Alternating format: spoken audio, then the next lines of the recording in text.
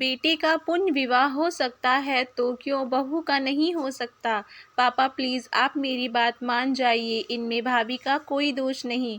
क्या अगर उनकी जगह मैं होता तो आप यही सोचते। समस्त जी ने कहा, बेटा मैंने कभी तुझमें और बहू में कोई फ़र्क नहीं समझा। वो मेरी बहू नहीं बेटी है तो पापा फिर मान जाइए ना।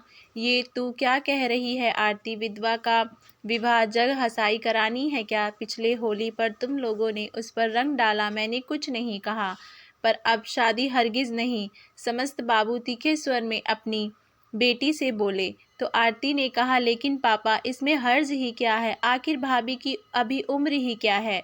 और पापा आप कब से जग हंसाई की परवाह करने लगे। आपने तो कभी भी जाति धर्म क्लास को महत्व नहीं दिया है, फिर भाभी के पूर्ण विवाह पर आपत्ति क्यों। शंकर कोई गैर नहीं है, मेरे देवर हैं, मेरे परिवार से भी आप बखूबी वाकिफ़ हैं। बेटी की बात सुनकर वे नरम हो गए, बोले फिर भी मुझे सोचने का समय चाहिए।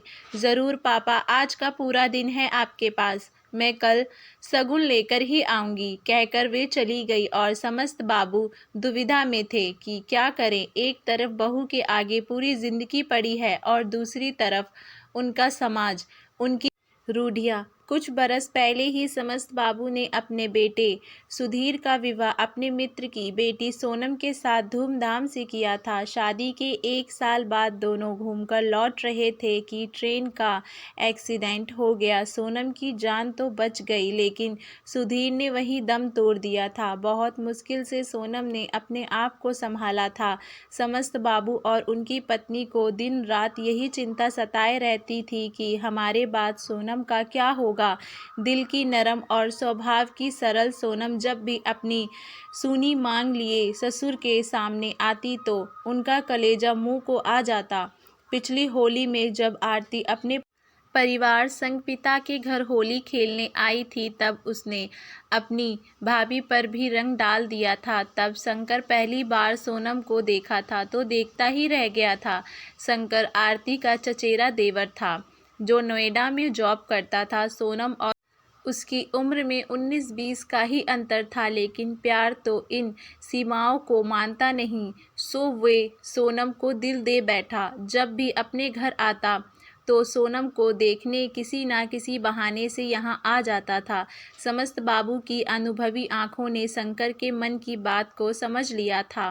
वे सोनम की भावनाओं की भी केंद्र करते थे, लेकिन पुरानी परंपराओं के हाथों वे मजबूर थे। वे इसी असमंजस में थे कि पत्नी बोली, क्या सोच रहे हैं, कुछ दिन पहले ही तो आप मोतीलाल भाई साहब को कह रहे थे कि मरने वाले के साथ मरा तो नहीं जाता। जब बेटे का दूसरा विवाह कर सकते हैं तो बहू का पूर्ण विवाह क्यों नहीं। सलाह देना और उसे मानने में बहुत फ़र्क होता है, जानती हूँ, लेकिन कभी ना कभी तो पहल करनी ही होगी। तो आज ही क्यों नहीं। हमारा क्या भरोसा, कल रहे ना रहे, जीते जी ये जिम्मेदारी पूरी कर देना ही उचित है। और फिर शंकर को तो आप भी अच्छे से जानते हैं, हमारी दोनों बच्चियां एक परिवार में रहेंगी, इससे खुशी की बात और क्या हो सकती है।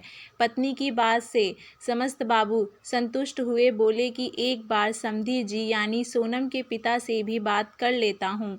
तभी उनके फ़ोन पर सोनम के पिता का मैसेज आया, सोनम आपकी बेटी है, आपका निर्णय हमें स्वीकार है। साथ में इस्माइल का स्टिकर भी था। फिर उन्होंने सोनम को अपने पास बुलाया। सोनम ने कहा, मम्मी पापा, मैं आप लोगों को अकेला नहीं छोड़ सकती और मैं शादी नहीं करूंगी। समस्त बाबू ने सोनम को बहुत समझाया, बेटा तेरे आगे पूरी ज़िंदगी पड़ी है और हम कब तक जिएंगे, और मेरी दोनों बेटियां एक घर में बहुत खुश रहेंगी, और जब हमें ज़रूरत होगी तो तुम दोनों में से कोई भी हमारे पास आ जाना। बहुत समझाने के बाद सोनम मानी। अगले दिन समस्त बाबू पत्नी के साथ बेटी के ससुराल निकल ही रहे थे कि एक कार उनके घर के आगे आकर रुक गई। आरती अपने ससुर शंकर के माता पिता और शंकर के साथ शादी का शगुन लेकर कार से उतरी। परिजनों की उपस्थिति में सोनम ने शंकर को और शंकर ने सोनम को अंगूठी पहनाई। दोनों ने पैर छूकर बड़ों का आशीर्वाद लिया। शंकर समस्त बाबू से बोला, अंकल अब तो होली पर सोनम को रंग लगा सकता हूँ ज़रूर, लेकिन पहले मुझे पापा कहो। तब हंसते हुए वे बोले तो सभी लोग ठहाके मारकर हंस पड़े। उनकी इस पहल की सबने मुक्त कथन से प्रशंसा की। आज सोनम अपने पति शंकर के साथ बहुत खुश है। उसकी वीरान ज़िंदगी में खुशियों के रंग भर गए हैं। आशा करती हूँ आप सभी लोगों को हमारी ये कहानी पसंद आई होगी। आप लोगों की इस कहानी को लेकर क्या राय है, हमें नीचे कमेंट बॉक्स में अपनी राय ज़रूर बताइएगा।